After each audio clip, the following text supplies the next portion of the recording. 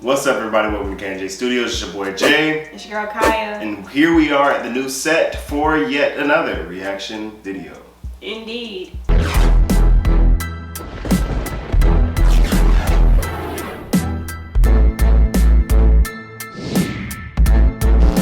So the official trailer just dropped and we are here to do a reaction. So if you're new to this channel, welcome. If you've already been subscribed, welcome back. We are so glad to get back at it with you guys and do these reactions. Let us know down below what you guys think and we'll get right into it. Hello and welcome to Staying Awake. I have a sleeping disorder. I can't tell the difference between my waking life and dreams. Hello and welcome to Staying Awake.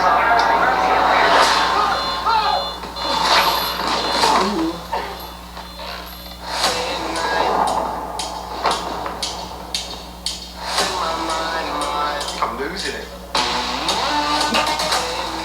Real catch you are. You're bloody useless. Stevie. Stephen. I can't tell the difference between my life and dreams. It was a heck no for me. No one he be Heck crying. no, that old lady walking towards him like... Contact lens. Hope you find it. No wonder he be crying all the time. I'd be crying too if I was saying stuff like that.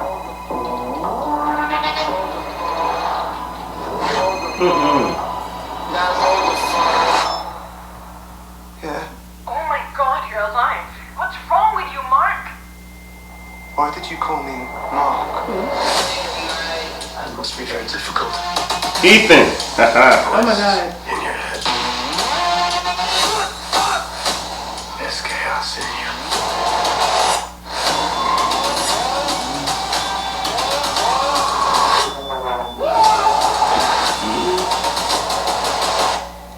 Embrace the chaos.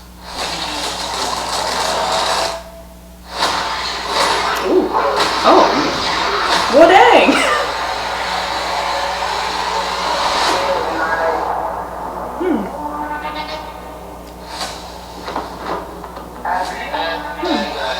You know, I got little chills. I mean, if I got beat up by a guy wrapped in toilet paper, I'd be quite embarrassed. Yeah, that's facts. Yo, like for this to be like a series, Marvel series I wasn't too excited about, that was a pretty good trailer. Like, it was pretty good. I mean, it was good if you know context. That was my problem Yeah. with it yesterday, is I look at it from a standpoint of, okay, say I'm not MCU, I'm not deep into the MCU or into the Marvel comics. What the hell was that? That would be my question. For people who don't know, you know what I'm saying? Yeah. If you understand the character, then it makes more sense. That, yeah. But I they agree put with a that. lot of what you want to get people excited for the show, right? So you put action scenes in there. You Right. put different. I mean, most of what leads up to it, people would be okay with learning that during the show. I felt like there was maybe a little bit too much in the trailer. Because now these are the intricate details that you have to actually know the character to understand. Right. You understand what I'm saying? And that's usually what you're supposed to get in the comics. So that was my only issue with this. Like, I mean, it builds. The trailer builds, Yeah, it does. which is good. Yeah. But like, it was too much of what we probably should have found out during the trailer. Yeah, I can agree with that. And the subtitles help too. When you don't have subtitles, you don't understand what's going on. You just see somebody who's mentally unhinged. But since we had the subtitles up, you can see it differentiates between Stephen, Mark, and Moon Knight. So you can see, okay, now you're looking at the same person but different people, where it's sort of like split. Yeah. But you understand how it can be confusing, how the trailer can be confusing. Yeah. If you don't have certain pieces of context. That was my only thing with it. It's probably one of the most, for people who don't like, there's people who like watching MCU but aren't into the comics and don't really understand like a lot of the comic book aspects of the storyline. So that could be confusing. I mean, for me, I didn't know who he was until I looked it up and actually watched videos to just get context of who he was as a hero. Because I don't know about anybody else, but I think maybe a lot of people probably had to do the same thing because they probably weren't familiar with the character. So for me, looking at it, since I understood like a little bit of his backstory and stuff like that, and like who, you know, how he came about getting abilities and things like that, I understood kind of what was going on. But if I had watched that trailer without really knowing like who he was, the only thing I would have probably picked up on is the fact that, you know, obviously he has mental issues and things like that. But it seems interesting, and I actually personally like the trailer. I think it did build up pretty well. At least for me, at least knowing what's going on. I think for somebody who doesn't know what's going on, it could be like confusing, but I still think that it would be interesting, that they'll find it interesting, even if, you know, even the fact that they don't really know what's going on. The trailer was still pretty engaging. It had some really good humor in it as well, which I really liked, because it's not like, I mean, if you read up on a story, you think it's probably supposed to be like really serious. And even though I feel like it is serious, I like that they made He's it. a darker character. Yeah, they make him like likable though. Like you watch it, and you feel like, okay, he seems like he's pretty cool. Like, you know, he got that sense of humor and stuff like that. It's not like too intense, you know. So I actually kind of like that. I think it's going to be a good mix between intense and also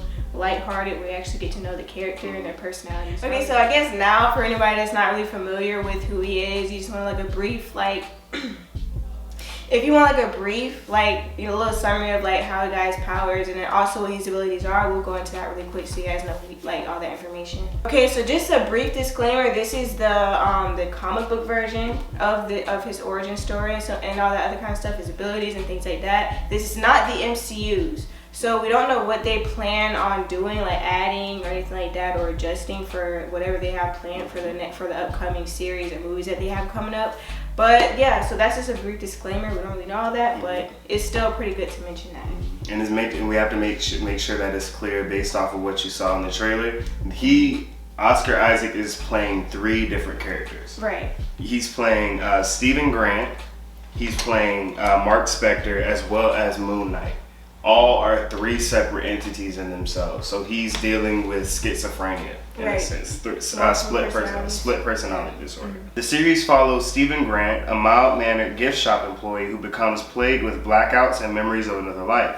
Stephen discovers he has dissociative identity disorder and shares a body with the mercenary Mark Spector. Mark Spector is an ex-Marine.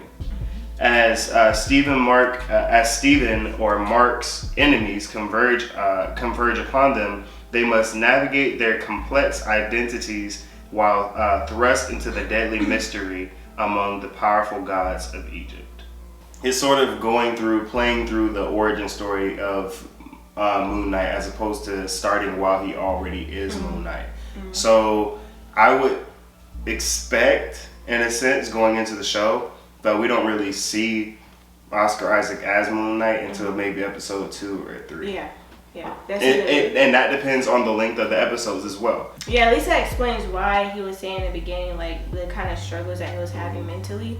So that right there explains to you why he's having these type of struggles. I could only imagine what that'd be like, having like multiple personalities. You don't really know, like, and then having the dream issue where, I guess we'll talk about that more when we talk about his abilities, but the fact that you can't tell, like, what's real and what's fake, and then also you're dealing with your identity as well, like, who am I, like, you know, stuff like that. It's gotta be really hard. Okay, so his abilities include enhanced strength during nights with full moon, prophetic visions and dreams, and the ability to drain other people's life energy through physical contact. Once again, those are the abilities that he has in the comics. We don't know what he can do or what his powers are in the MCU just yet. Right. For all we know, they could be a completely different set or something completely different. We have no idea, especially since his origin story in the MCU is still being developed and is still being written. Right.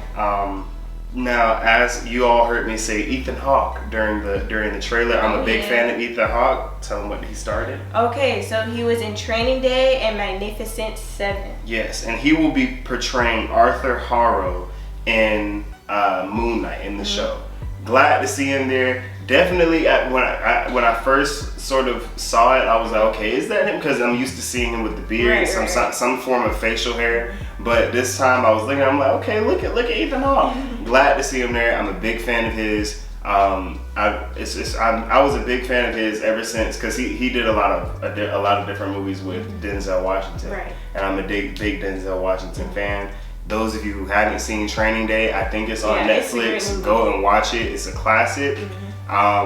It's a really good movie. Yeah. But I was definitely happy to see him in the cast, finally joining the MCU. Arthur Harrow is a very, I would say, complex Marvel villain. And what his abilities are, he's a genius, right? And keep in mind, this is from Earth 616. So this also, we may not see this stuff within the Marvel Cinematic Universe. It may not be there. This is just what we know concerning the character in the comics. Right. Arthur Harrow, played by Ethan Knight, his abilities are is genius intelligence.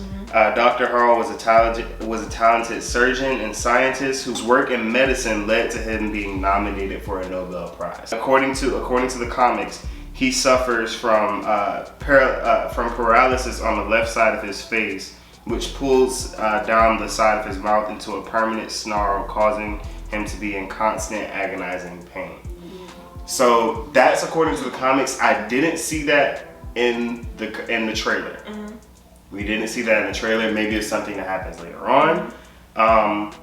But he is going to be the antagonist within this particular show, from what it looks like to me. Like I said, once again, this may be something to throw us off. May not be exactly what we think. Right. MCU has a way of sort of finagling with certain things and mixing universe and crossing different timelines. So who knows what this is going to be, but I'm excited to see it. Yeah, I mean, like I said before, this definitely wasn't one of the ones I was really looking forward to. I actually completely forgot about it, not gonna lie. But actually looking at it, I'm actually pretty interested to see how this all fits with everything else. And not only that, just getting to know him as like his own individual character, getting to know different new antagonists that we're being introduced to.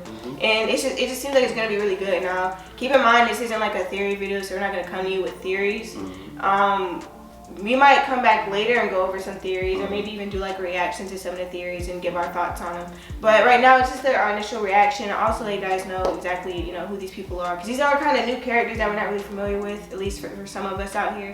I expect for it to be quite trippy. Yeah. I mean, when you're dealing with mental health, I think it's going to be pretty trippy. Especially since Moon Knight is supposed to be a little bit darker of a character. Right. So don't expect the show to be really lighthearted and bright like majority of the like what we've seen in the MCU before. We're seeing that MCU is sort of turning a corner with Morbius. We heard that Doctor Strange 2, Multiverse of Madness is supposed to be a little dark. So we're seeing MCU starting to turn a corner.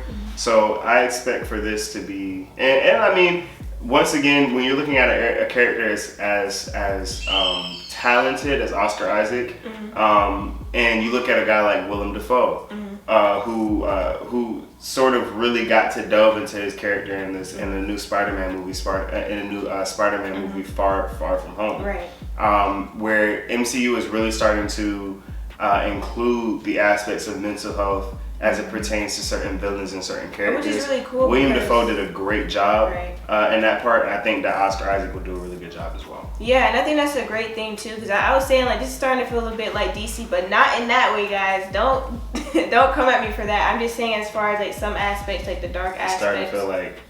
No, I just mean in some ways, like if you look at. What are you trying to say?